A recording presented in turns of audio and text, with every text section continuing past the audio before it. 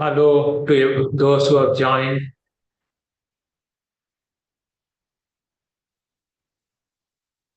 You can raise your questions in the maybe in the text box, or you can ask me to.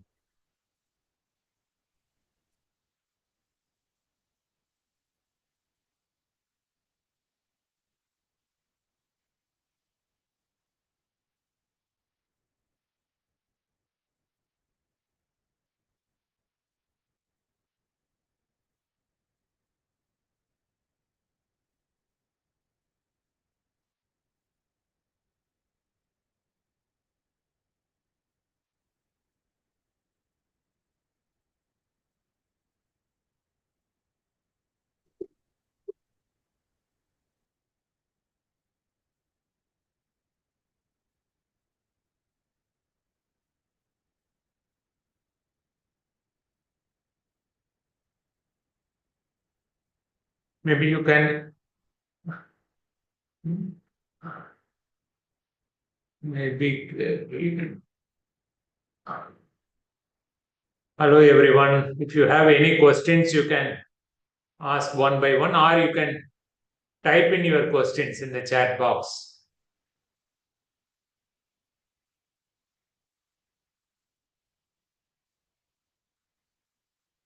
Hope I'm audible.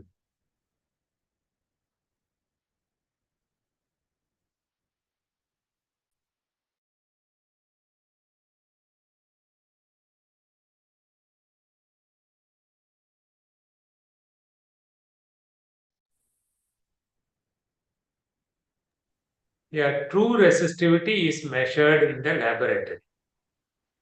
Okay. So, in order to understand true resistivity, we need to know the dimensions of the object for which we want to determine the resistivity. In the case of the subsurface, that means in the case of the Earth, we don't have the dimension with us, right? So, if you want to determine the true resistivity of the subsurface formation, we need to cut and bring it to the laboratory, or cut and take it out. Suppose if you could take out 1 cubic meter of a particular formation, then we can determine its true resistivity in the laboratory. Since we cannot cut and take the sample out of the earth, the resistivity which we measure is known as apparent resistivity. Okay.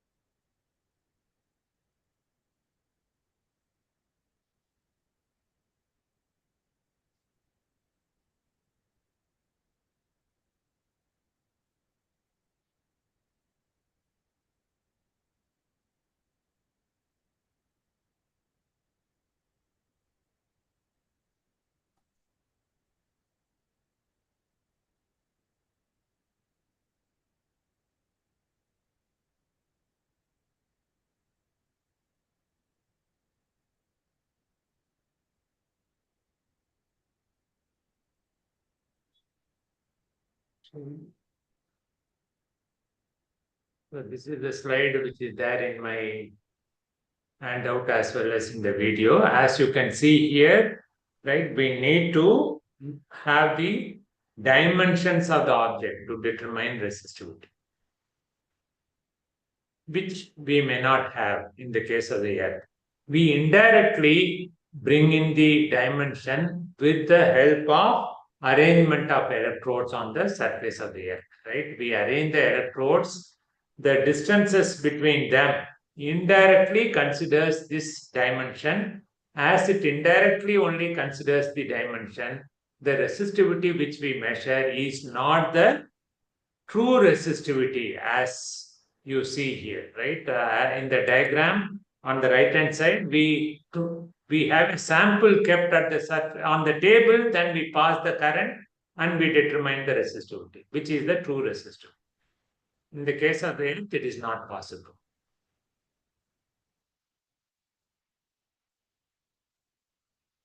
Many of you had sent some questions in the Q&A of the course page, but I don't think whether you are all here.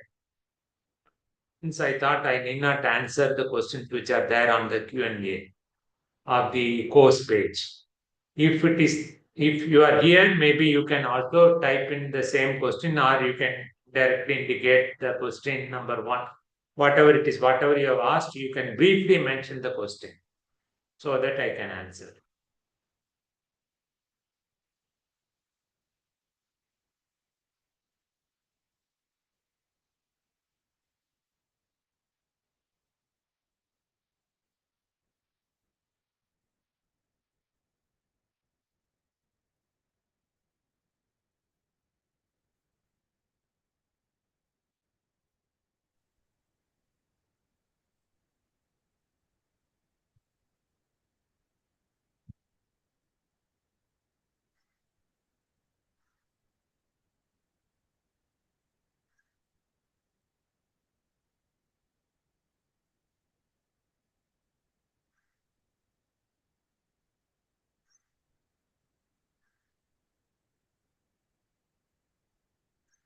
Any other question?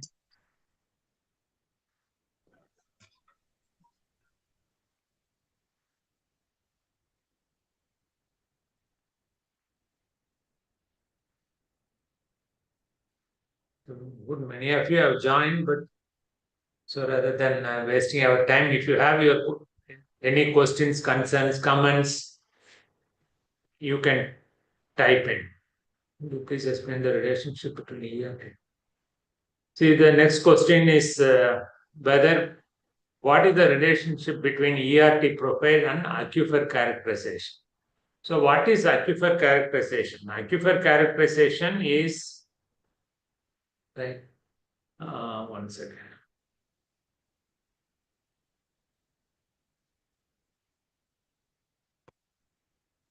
So, what is aquifer characterization? Or subsurface characterization is this is the ground surface. What are all the different formations that are present below the surface? That is what is known as characterization of subsurface. When we say aquifer characterization, where is the aquifer? Whether it is a confined or unconfined aquifer? What is the quality of water? What is the likely hydraulic conductivity as well as storage coefficient? That is what is aquifer characterization. Whereas in ERT profile or in any of the geophysical methods, we are only indirectly inferring about the subsurface. That is why you can recollect in my first lecture, I presented a table in which we had seen what we are measuring, what is the property of the rock that control our measurement. For example, since you have raised the question pertinent to ERT, in electrical resistivity, we are measuring only the resistivity. However, we know the resistivity of the subsurface depend on several properties. Right? So these are all the properties that control the resistivity, which means the resistivity which we are measuring indirectly helps us to understand this. The resistivity the measured resistivity do not indicate the clay percentage is 10, 20 or 100 or 90, not at all. Similarly, fluid temperature. If you continuously measure the resistivity at the same site, the variation in resistivity, apparent resistivity may indicate the variation in the fluid temperature. Okay, which means we are only indirectly inferring about the subsurface. Coming back to your question, you are asking whether the subsurface characterization and ERT. In ERT, we are not bringing out the subsurface geological section, but we are bringing out how the resistivity of the subsurface varied below the ground. Second, I'll show you an example, right?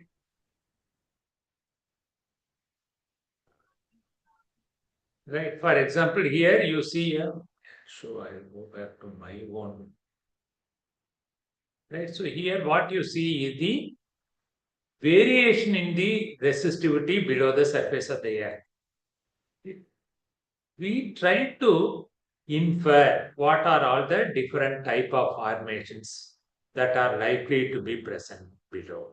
So from the resistivity section, we try to arrive at the subsurface characteristics. After arriving subsurface characteristics, we try to attribute whether the low resistivity values probably indicate the freshwater zone or aquifer zone. Within the aquifer zone, very, very low resistivity as you see here, right? Is it due to inferior quality of water? Okay, that is how we infer the resistivity tomogram to understand the subsurface. What we are doing here is we are doing inverse model. Okay, so what is inverse model? We have got a resistivity profile of the subsurface, right? We have got the resistivity profile of the subsurface, and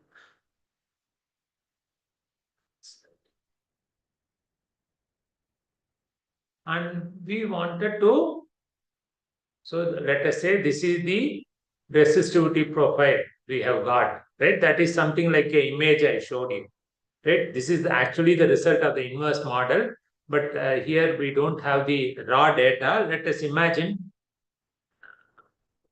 So imagine this is a raw subsurface resistivity data. That is the apparent resistivity data, right? In order to obtain this resistivity data, when we make the measurement on the surface of the earth, as you see here, right? What are all the likely subsurface formation beneath this area, right? For example, red here is a kind of low resistivity zone. Okay, probably beneath the surface, we'll assume a presence of huge fine grained sand or maybe silt or clay. Do you get me? So this is how in inverse model we try to assume certain subsurface geological formations. For the assumed formation, what is the likely resistivity which we will measure is theoretically computed.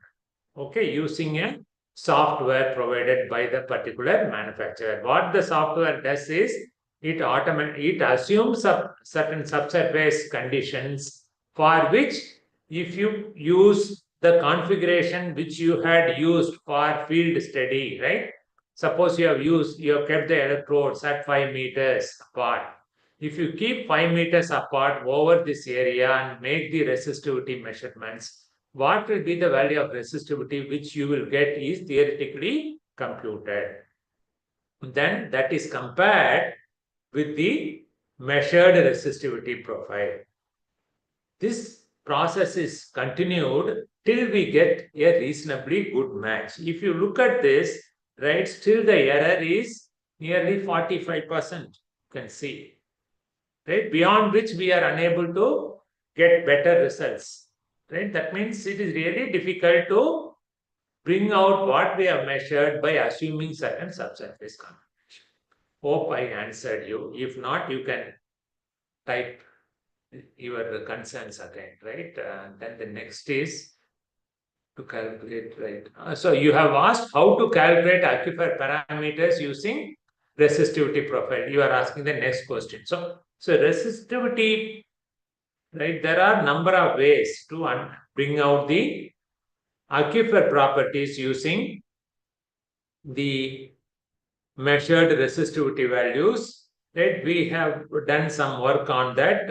This is possible preferably in a region where the subsurface conditions are relatively uniform. Okay, that means what I wanted to say is we did some work at this site where everywhere we had more or less a recent quaternary sediments, mostly coastal sand dunes. Over there, right, we came out with this property known as longitudinal conductance as well as transverse resistance, right? That means if you look at the diagram here, right, the way in which current flows in this direction, right, is related to transverse resistance in this way. Transverse resistance is related to the groundwater flow. Based on this analogy, we can arrive at the aquifer parameters, right? That means hydraulic conductivity is related to the resistivity of the formation as well as what is known as formation factor, right? What is formation factor? Formation factor is the ratio of resistivity of the formation, right? That is resistivity of the saturated formation divided by the resistivity of the water. Since we are measuring the resistivity of the subsurface, resistivity which we measure is the resistivity of the formation as well as resistivity of the saturated formation. That means, suppose if, sorry, right, imagine I'm drawing it again. This is the ground surface, right? This is the ground surface, right? And this is the water table. So we have increased the electrode spacing on either side. So depth of penetration was initially only here. So we got the resistivity or apparent resistivity of the top layer. When the current passes here, we can get the true resistivity of the lower layer. So this is nothing but RF, because we have got the resistivity of the lower formation which is saturated. Resistivity of the water can be determined by taking a sample of groundwater from the same area using the conductivity meter. So we can arrive at the formation factor. Formation factor, please look at this diagram, is related to hydraulic conductivity. At this site, we had done 10 pumping tests. Pumping tests are carried out to determine the hydraulic conductivity in the field. Here you can see hydraulic conductivity is reasonably related with the formation factor. This is how we will be able to estimate the aquifer properties using ERT.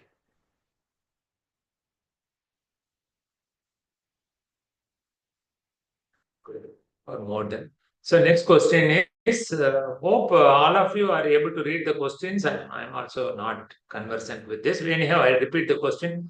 How to interpret a four-layer case using a resistivity method, right? How can we estimate the four-layer case using the resistivity measurements?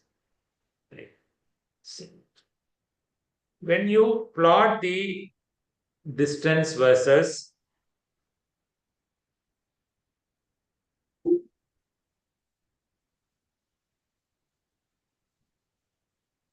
let us say the x-axis is the electrode spacing. Suppose we assume that we are using Schlumberger method AB by 2, which refers to depth. Here is the apparent resistivity value. Wherever there is a change in the slope. So I am telling you a very simple method, right? That is a kind of qualitative interpretation, right? Imagine the curve went something like this, right? So each segment is a layer. Now it is a three-layer case. Now you are asking about the fourth layer. Imagine the curve goes like this. So here is the next. This is layer 1, 2, 3, right? If you want to do it better, then we can also use the procedure which I had explained under partial curve matching. Partial curve matching can also be done, which is something like you try to match, assume that there are only 3 layers, match up to 3 layers, then shift the curve. Yeah, I will draw here. Right. So that means what we are going to do now is we will place the type curve over this. Right? Imagine the type curve you have is only for 3 layers. That means we will initially ignore this part, fourth.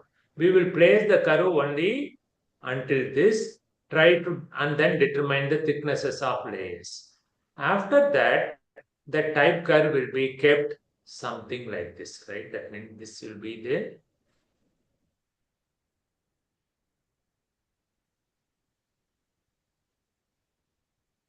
okay. That means now initially we ignored number 4.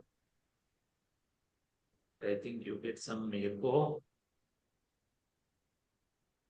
Okay, so what we are going to do now is initially we ignored 4. Now we are going to ignore 1. We will keep the type curve like this. This will be the origin of the type curve, right?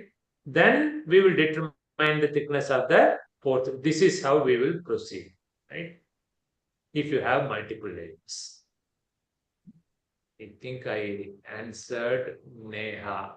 Next one is what is the subset? Resistivity method. What is the his question is interesting. What is the maximum depth we can go using the resistivity method? I will go back to the slide where I had discussed about the depth and the area. As we have seen already, the depth of investigation is related to the spacing which we are going to have. Right? This is going to be based on the electrode spacing. So when it is only 10 meters, it goes up to this, right?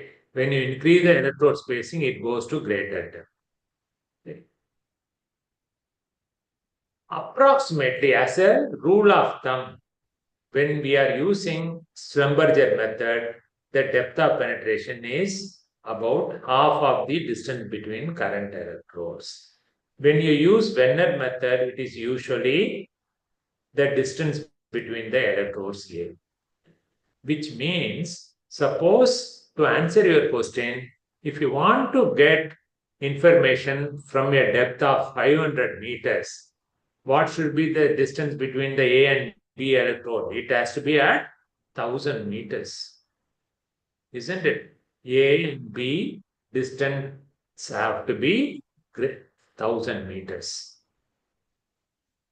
So carrying out investigation by keeping the electrode at 1000 meters is really difficult because you need such a large area without much of interference, no trees, bushes. Okay.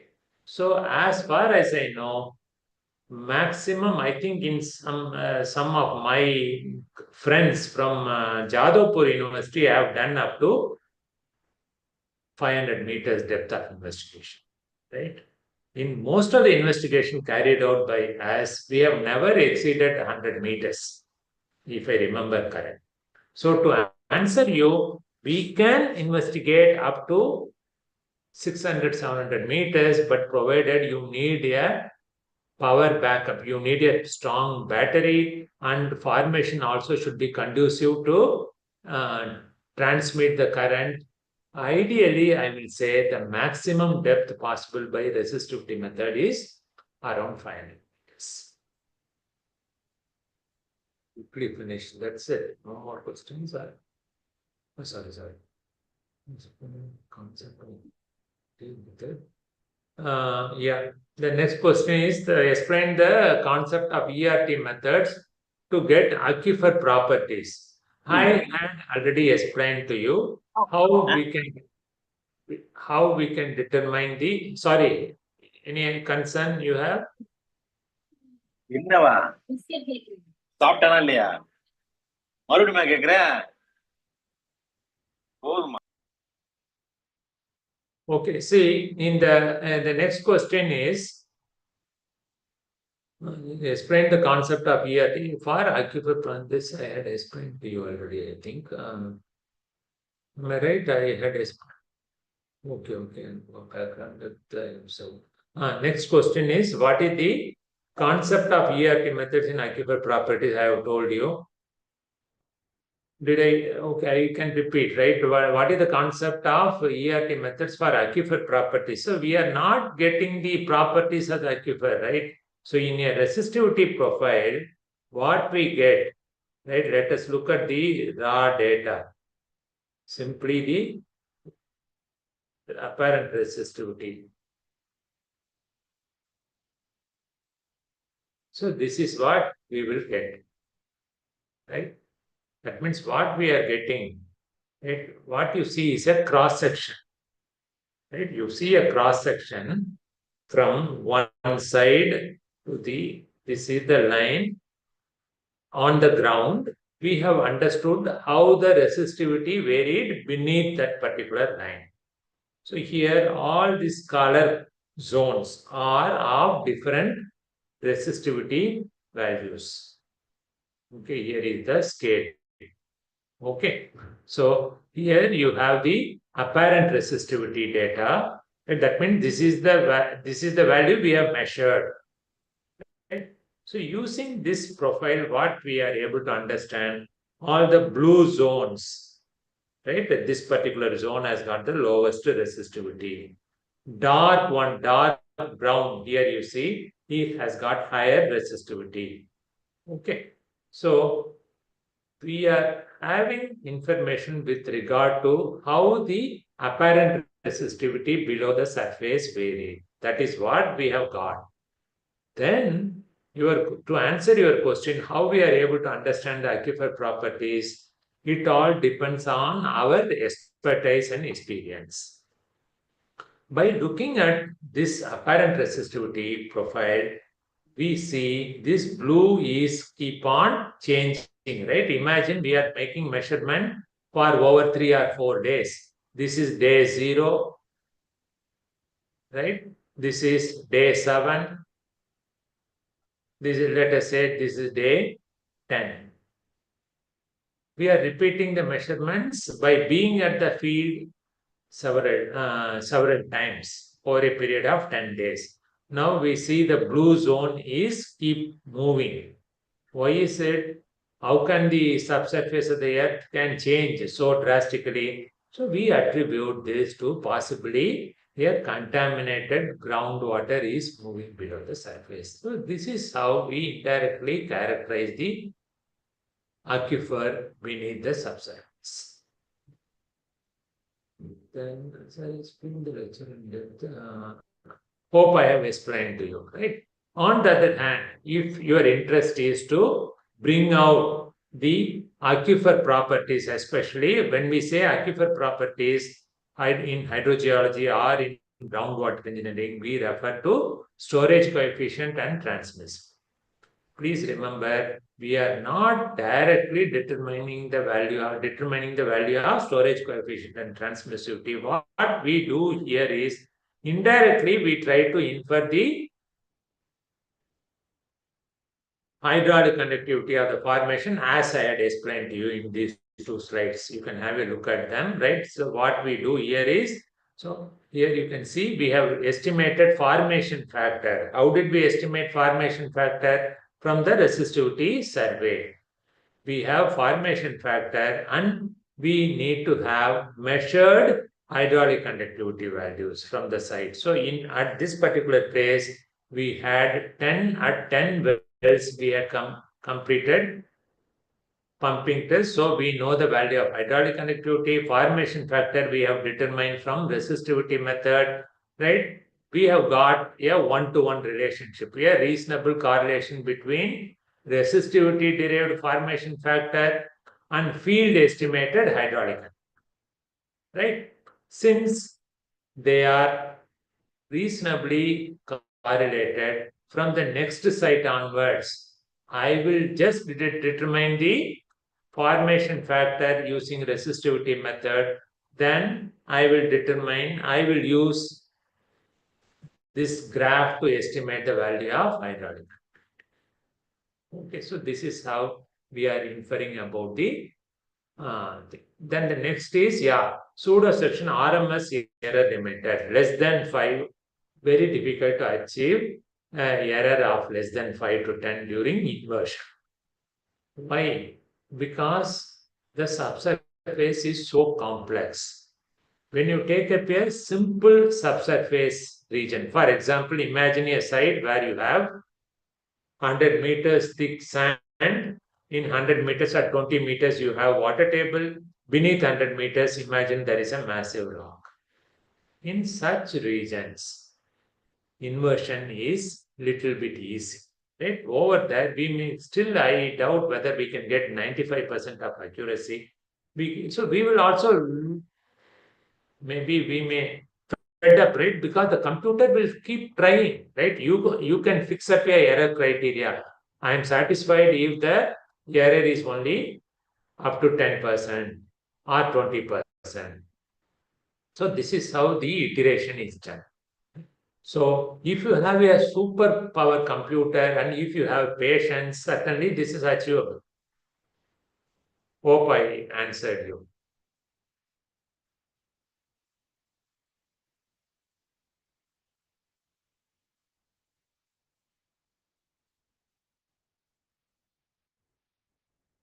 This whatever questions people have asked, especially with regard to inversion, the same technique will be used in all the methods which we are going to see.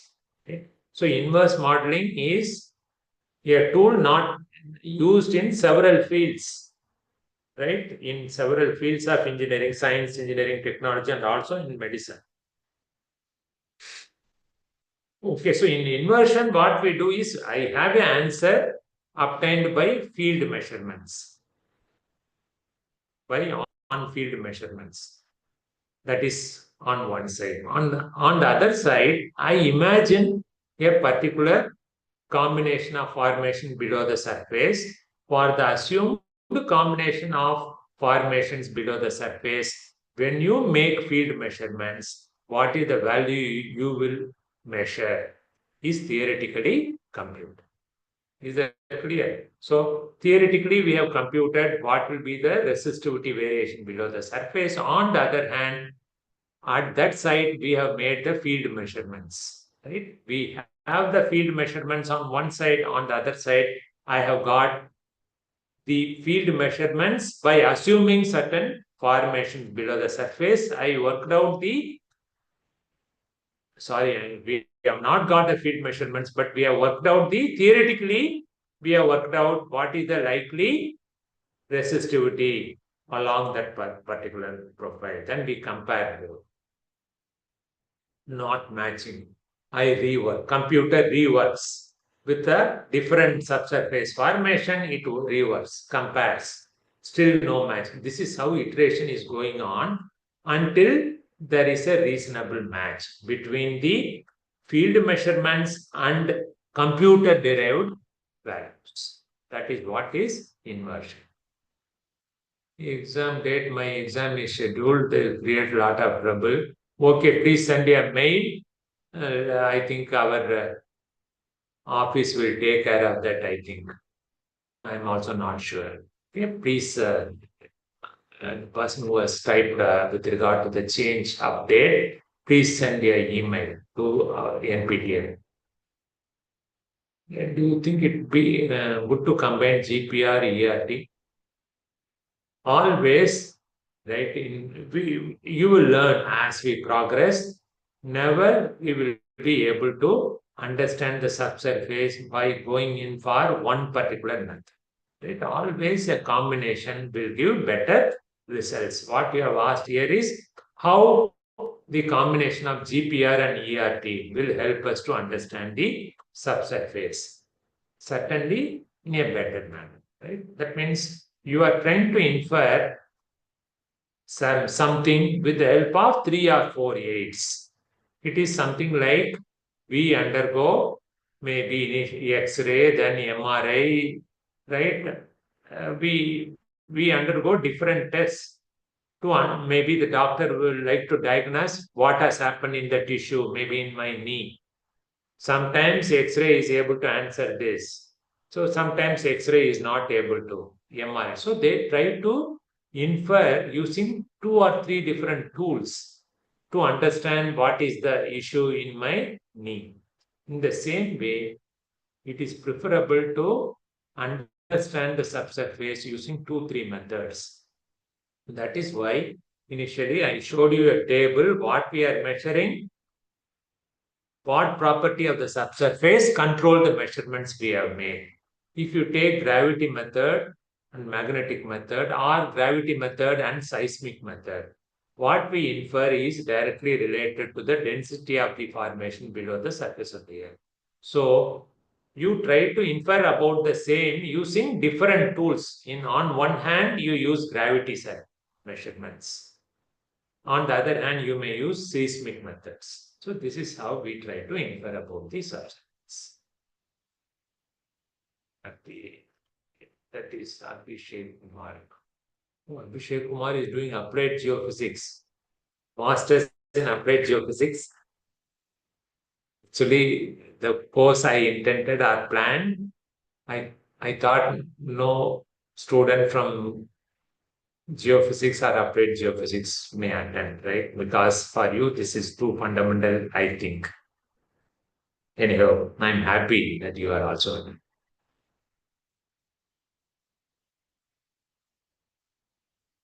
How does the temperature influence? So you would have seen my lectures, right? Probably you have missed.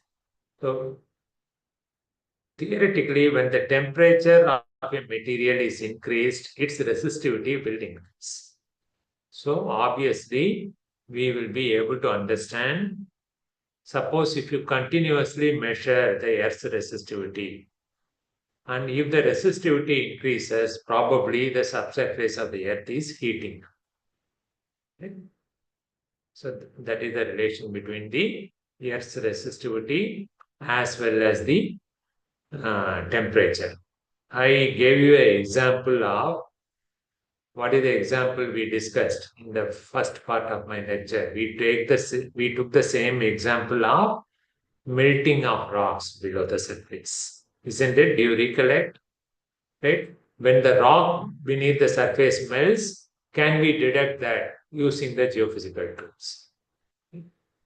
Yes, imagine there is a dormant volcano. Dormant volcano is once upon a time it would have erupted. Now no longer such an activity is seen, but we would like to continuously monitor to see whether it is getting reactivated again, for which we can continuously measure the resistivity from the surface. From the surface, we can continuously measure the resistivity.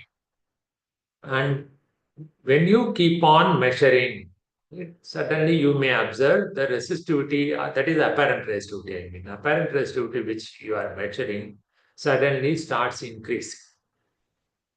What does it indicate? Probably the volcanic activity is beginning again, right? That means the rocks are beginning to melt. So this is how resistivity method can also be used to understand about the variation in temperature below the surface of the earth. Right? That is what I said over there too, right? That means when we will be able to understand about the variation in the fluid temperature using the resistivity methods. Suppose you are not measuring the resistivity over a rocky area, but over a potential aquifer, you are measuring the resistivity. And if the resistivity begins to increase, what may be the reason? One of the reason may be the temperature of groundwater is.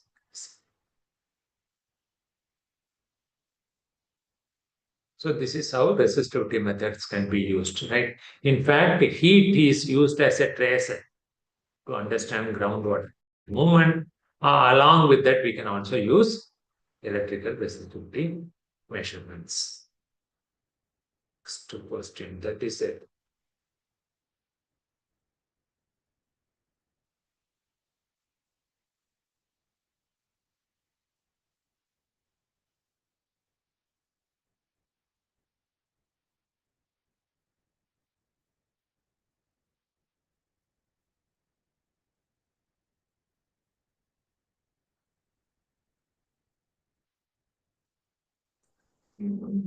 Maybe possible zero resistivity.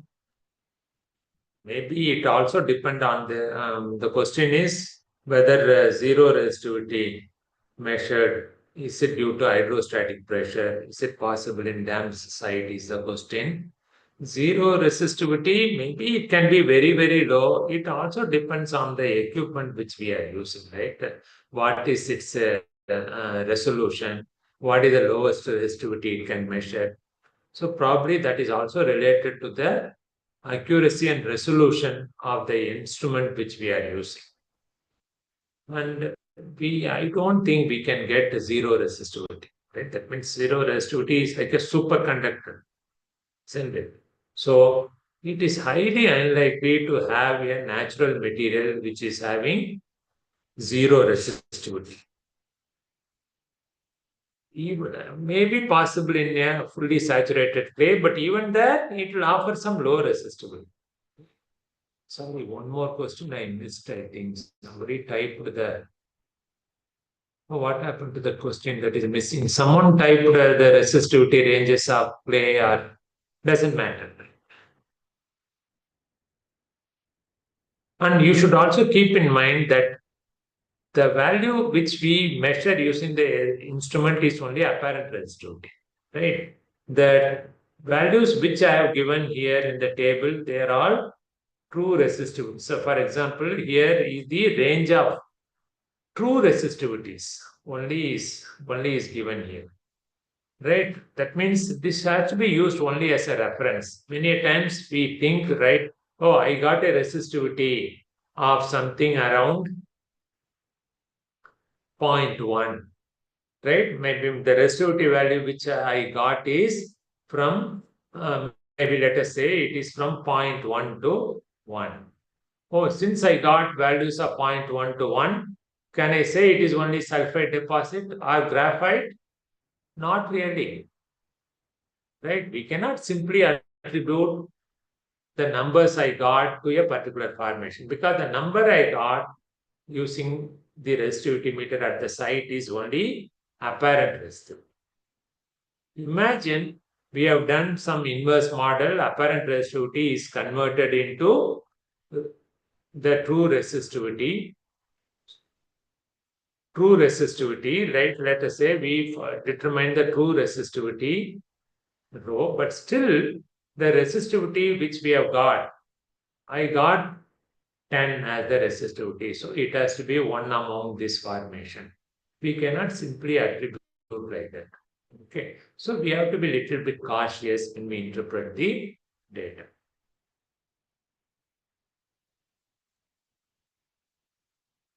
Sorry, I don't. The question, next question, yeah, yes, typed again, I think. Yeah, how can confirm? Yeah, I think whatever I discussed now will answer, right?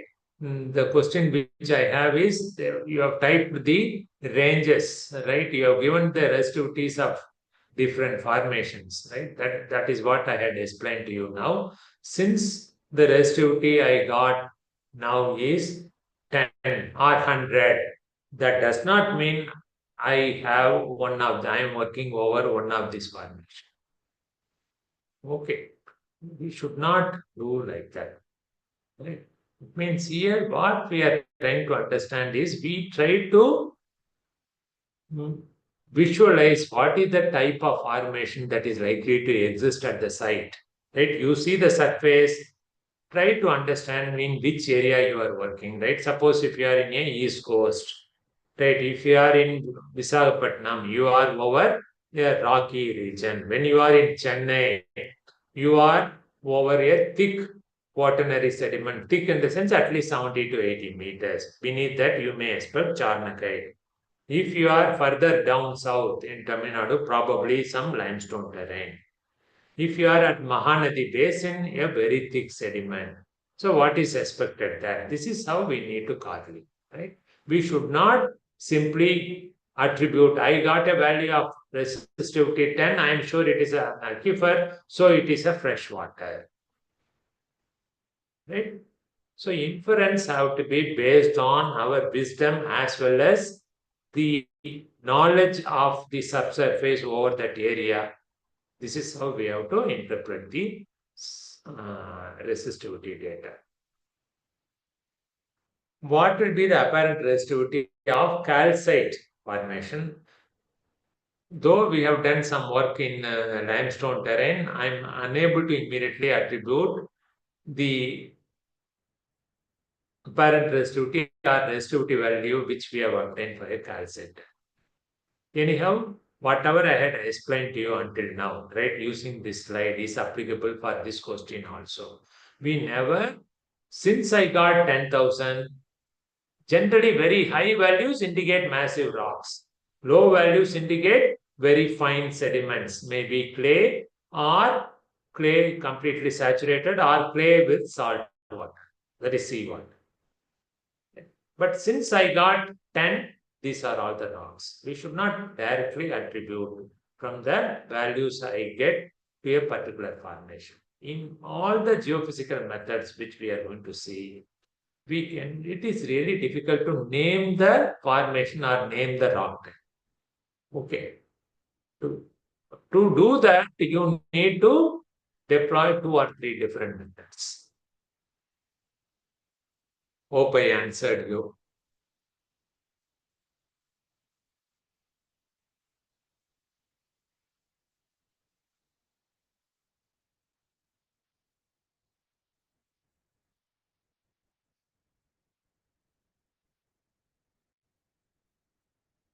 Any other questions?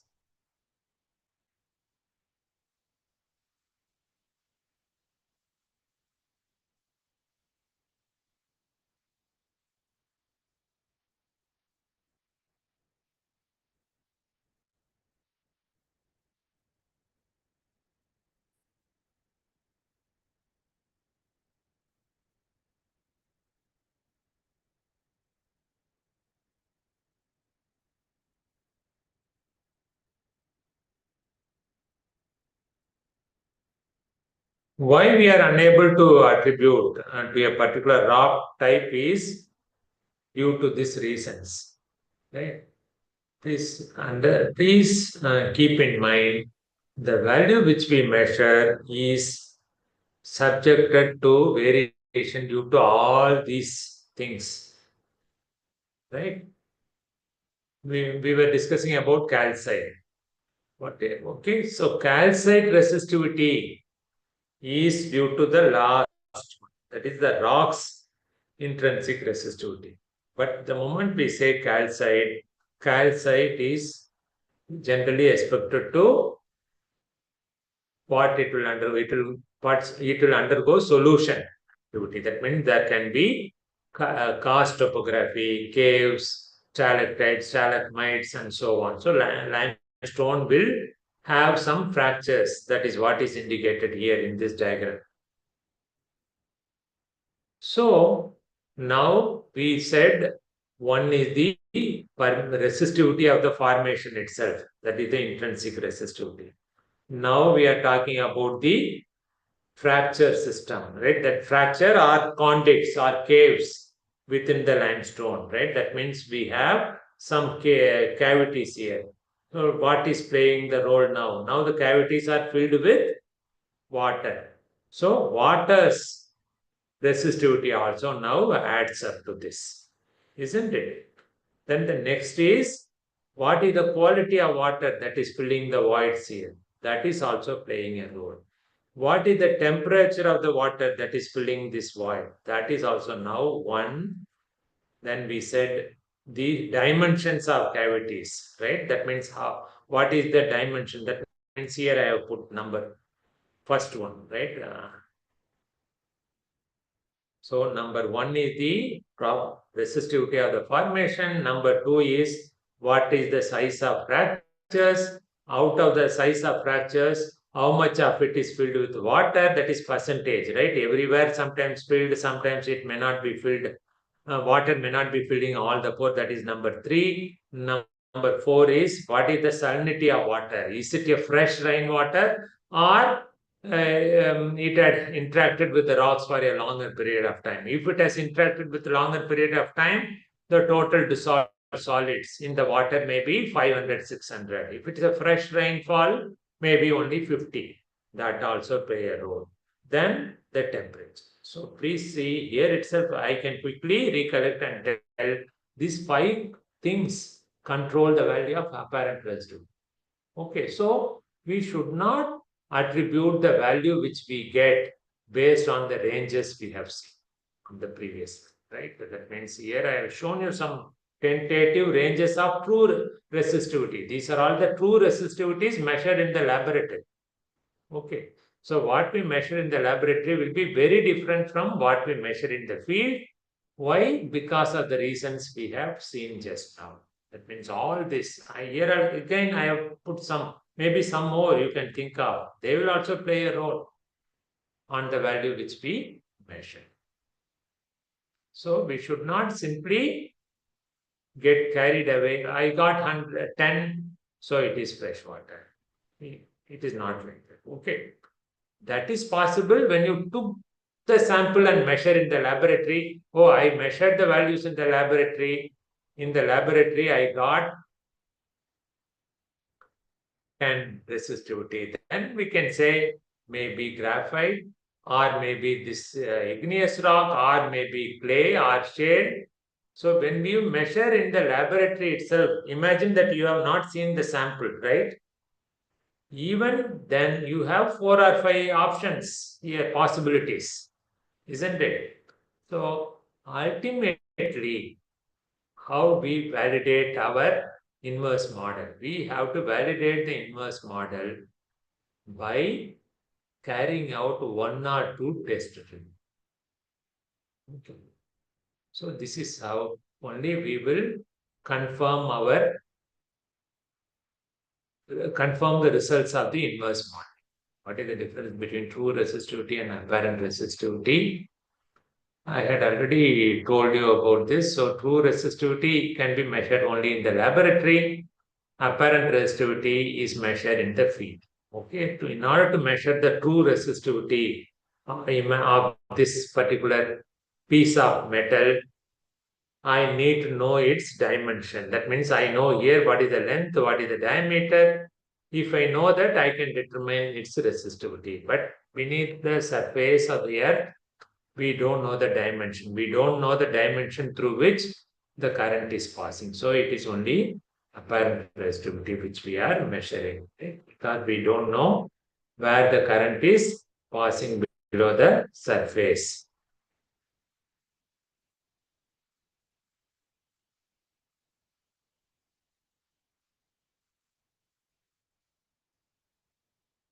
For example, here, depending upon the subsurface conditions, current passes below the surface. Right? So we don't know at what depth, until what depth the current is flowing. So we determine only the apparent resistance. Should we 100% plus we can obtain after inversion? Certainly not. So we can never believe 100%. Right? Though the inverse model gives a result of 90% accuracy, that means only 10% error, still it is questionable. So what we are doing, see, it is something like a simple example can be, I should get an answer of 10. You are allowed to add 2 numbers. How many possibilities? 1 plus 9, 2 plus 8, 3 plus 7, 4 plus 6, like that you have several options. But all of them will give the same answer, isn't it? So in the same way, sometimes computer is unable to converge. It makes several trials and may come out with the 2 different answers or 10 different answers. It is for us to decide. For example, here I have the lecture notes itself. I'll show you. We used 1x 1d software. Right? What we see here is the black dots are the measured values. Black dots in this diagram are the measured apparent resistivity values for different distances of AB by 2. On the x-axis, as usual, you see the distance. So in what is inversion? In inversion, we assume certain subsurface configuration. This is the ground surface. We assume some different layers of true resistivity of, let us say, 1 ohm meter. Then next one, true resistivity is 23. Third one, row 3, 2, 3. This is of 10. Imagine like that, yeah, 10, sorry, 10. Over there, when you do Schlumberger survey as per this method, right, in the same distance, right? If you do survey by keeping this as center point, what is the value of resistivities, apparent resistivities I will get can be theoretically computed. That theoretical curve is this red color as well as green color. Okay. Dots are actual values we have obtained, and red and green are arrived by inverse model. Here computer itself is struggling which one have to be chosen. It leaves the decision to us. You can, when you click red, you will get set of numbers here. When you click green, these numbers may change slightly. What are these numbers? The computer by inverse modeling determined the thicknesses of layers, and also it gives the true resistivities. We have measured only apparent resistivities. It gives the true resistivities. How it gives the true resistivities? When you choose red, for arriving the red line, these are all the values assumed by the model. When you choose red, you assume at the site, unknown site, these are all the resistivities of the lines. So this is how we work. So not only this, all the geophysical methods which we are going to see, never we can believe them 100%. Right? All the inference which we make is all based on your expertise and experience. How do you corroborate the data with other information you have, or multiple methods you have? It is, as I can go back to the same example, right? When we have some ailment, right, we undergo different tests, and also we meet different doctors, consultants to get first opinion, second opinion, and so on. In the same way here too, we have to carry out couple of methods of investigation, come out with some hypothesis, and the hypothesis which we have arrived have to be verified by real world drilling, right? That means you drill a well, maybe test well and compare. This is how we should go. What tests can be done to validate? What tests can be done to validate ERT plot or pole method? How far infinite electrodes placed, multiple electrodes are placed. So first, to answer your first question, what can be done to validate the ERT profile? As I told you, best is to drill a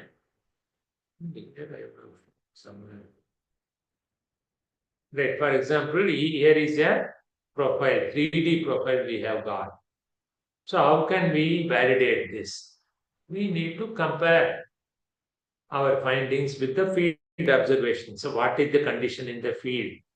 What is fortunately we had a large diameter well. What is the depth of soil? Right? What is the depth of soil zone? What is the weathered zone thickness? Where is the water table? We are able to literally see and measure. Does this correspond? Where is the location of this well within this plot? Is it at this side? Sorry. Is it at this? That's the measurements compare. This is how we need to validate. I think the next one.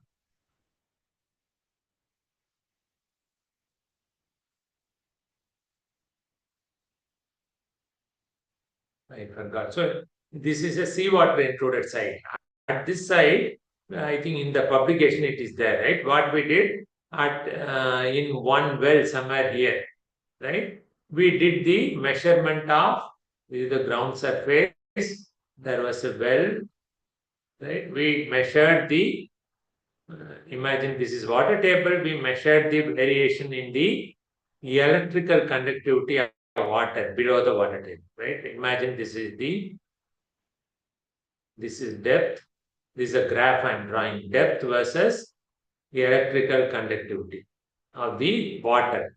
So what happened? Electrical conductivity is initially, right? Sorry, this is the location of water table. So I will start drawing from here. The electrical conductivity is reasonably less initially, right? Then conductivity begin to shoot up like anything. What does it indicate? That means quality of water is deteriorating. That was comparable with the resistivity tomogram which we have got. So this is how we can try to validate the resistivity tomogram, or we may have to drill couple of test wells, right, and see what are all the formations which we are cutting across. Does this correspond with the model we have developed? If not, this model is not going to be useful to us. We have to discard. Right? So this is how we have to validate. How far infinite electrodes can be placed? So to more or less the same, maybe even up to 500 meters in pole method. Right? See, suppose if you have such a blue area which is vast, wide open, maybe like certain regions in Spiti, right? Maybe in Gujarat, vast span of area, maybe a desert. Yes, we can place them even at 500 meters. It depends on the logistics you have.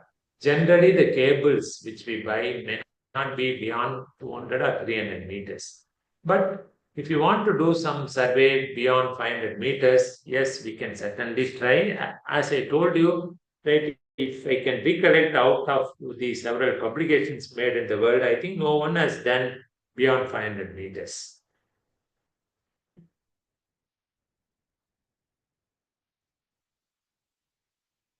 Hope I answered the last person. Anything else?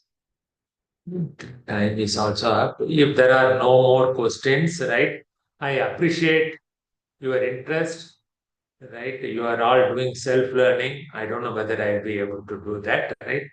I really appreciate your interest. Carry forward, right? Hope to see you often, and also inform your friends who are attending this course, right? Try to make use of the opportunity today too. We would have nearly wasted 10-15 minutes. I want more of you to attend and get benefited using this interactive session.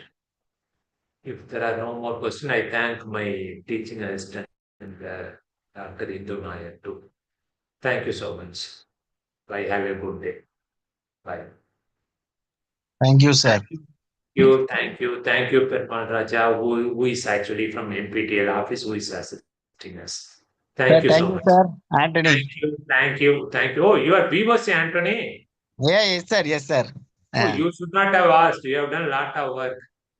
Sir, I already have asked 3 questions. First question is That my is what. question. No. I thought it's someone else. You should not have asked. You have done a lot of work on resistivity survey. Okay, good. Thank you so much. Question, temperature and other question. Very good. Thank you so much, Very, Dr. very nice presentation, wonderful explanation. Thank you, sir.